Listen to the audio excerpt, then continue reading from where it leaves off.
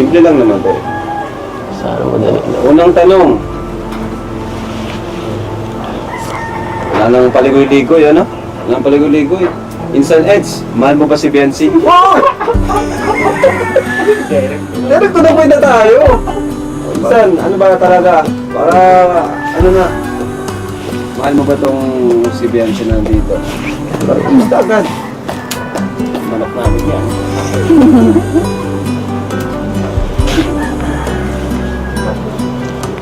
Hindi na. Hindi ko na mahal yun.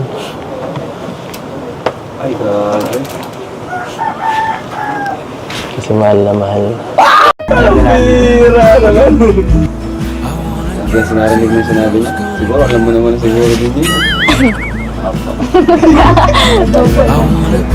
O naman, Biancy. Gusto mo ba sa Eds? Matagal na po. May pagti...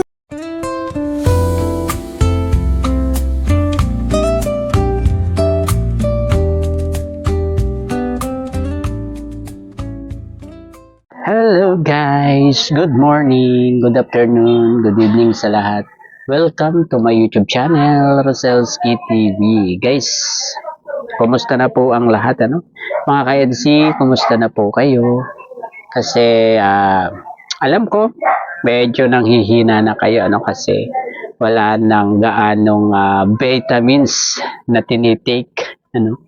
Lalo-lalo na yung mga nagmamarathon diyan, ano? Ay, dire-diretso lang po tayo, ano?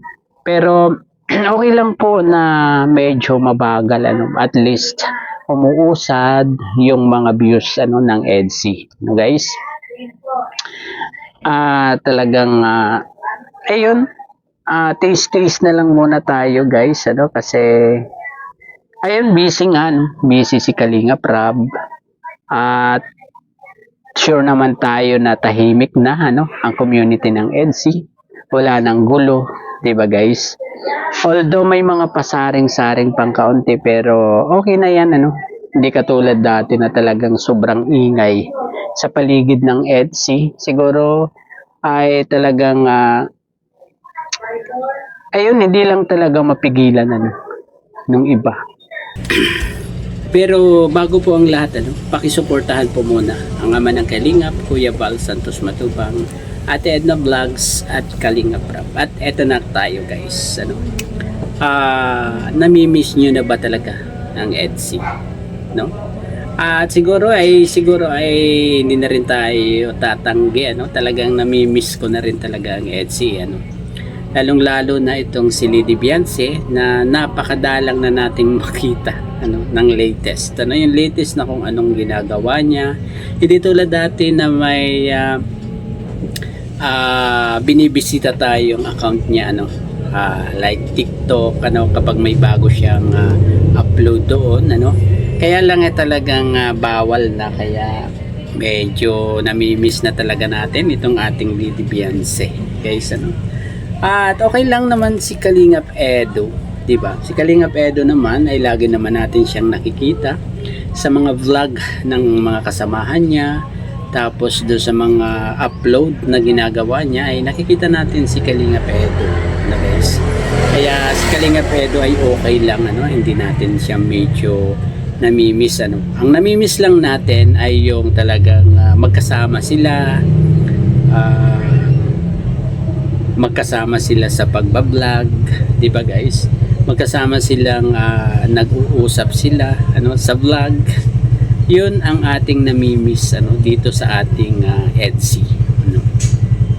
At yung mga pagpapakilig nila, ano, yung mga usapan, yung ngitian, yung titigan, 'yan ang ating namimiss dito sa dalawa, ano, lalong-lalo na kay Lady Biancy, ano, guys. Pero naunawaan naman natin yan kasi talagang medyo busy itong si Kalinga Prab, 'di ba? Kasi tulad na lang yan, ano, kahapon nasa Naga sila, ano, doon nag-vlog. At hindi natin alam kung nasa Dait na sila ngayon, 'di ba? Dahil nalaman nating nasa Naga sila sa mga live ng mga kasama niya doon, ano, tulad ni Kuya Kalimpitos, ni Juan TV, di ba? Sila yung kasama doon sa Naga. Pero guys, meron tayong kunting ipi-play dito na konti lang naman ito, yung parang nagsumpaan sila na mag-aantayan sila, yung isa magpapaantay, yung isa mag-aantay, hindi ko lang tanda kung anong part ito, basta ito yung sa tabing dagat nila Sinyot ito, guys, yung nagsumpaan sila doon na iintayin ang bawat isa, guys. At yun ang talagang pinanghahawakan ko. At sana yun din ang pinanghahawakan ng maraming solid EDSI diyan, di ba? Yung pangako nila sa bawat isa na mag-aantayan sila, yung isa mag-aantay, yung isa magpapaantay, guys. Dahil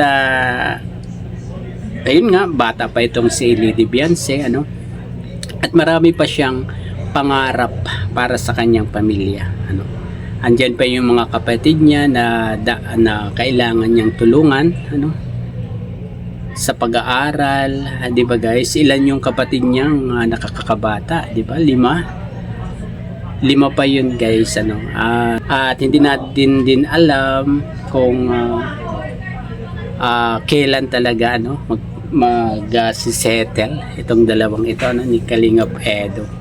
Pero napangkinggan naman natin kay Kalingap Edo na 2 years, 2 years yung niya sinabi, 31 or 32 years old siya bago mag-settle na, diba guys? Kaya yun na lang ang ating panghawakan, guys. At to sa vlog naman sa kanila, guys, ay sigurado yan sa birthday ni Kalingap Edo, sigurado may vlog po yan si Kalingap Rab, at yun na lang ang ating intayin, guys. Makakapag-antay naman tayo tayong mga sulit, at tungkol naman sa mga kumakalat na mga issue, ay talaga nagsalita na dyan si Kalingap Edo, di ba guys? Sa kanya mismo nanggaling, guys, do sa vlog niya kay Nanay Rosa, may sinabi siya doon, kung hindi nyo pa napapanood yun at hindi nyo pa alam kung ano yung sinabi ni Kalingap Edo doon, panoorin nyo po yung latest upload ni Kalingap Edo, yung vlog niya kay Nanay Rosa. Ayun, panoorin nyo po yun at talagang mapapakinggan nyo doon kung ano yung sinabi ni Kalingap Edo, sinagot niya na mismo doon, guys. At ayun guys, siguro ay hanggang dito na lamang yung ating konting vlog, at sure naman ako na talagang namimiss na natin talaga itong dalawang ito, diba? At ayun, hanggang dito na lamang po ang aking konting pagbablog, at sa muli pong pagre-reaction, siguro re-reactionan natin yung kay Tinay, siguro mamaya din ang upload or bukas, guys. Hanggang dito na lamang po. Bye bye, God bless po sa lahat. Peace. Kaya, sige. Magpapahintay ako. Kung kakayanin mo. Ay. Sama natin parang hindi seryoso. Ay. Sa'yo lang ba Sa dapat? akin nga to. Sabihin mo yan habang nakatingin. Magpapahintay ako. Hindi nga, basta kung kaya ako maghintay. Pero kung pwede ako sa'yo, hindi ko na kumahanap pang iba.